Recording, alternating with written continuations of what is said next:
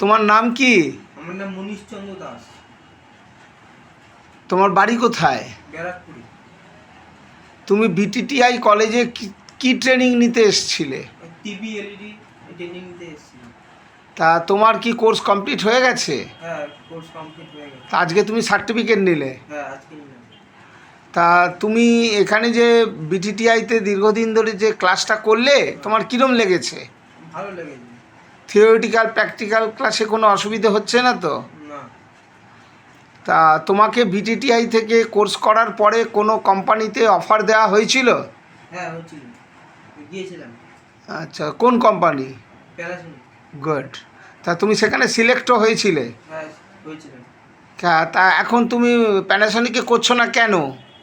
তার কারণ আমার বাবা এই লাইনে আছে, টিভি এলইডি লাইনে, তাই আমি আমার বাবার সাথে প্র্যাকটিস করছি। গুড।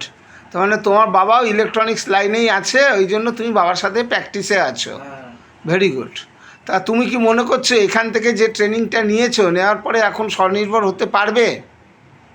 আশা করি আমি পারবো এবার। ঠিক আছে। তা সুতরাং তোমার এখানে ট্রেনিংটা ভালোই লেগেছে? হ্যাঁ। আর স্যারেরা তোমাকে যথেষ্ট সহযোগিতা করেছে? হ্যাঁ, যথেষ্ট করেছি। ওকে, থ্যাংক ইউ।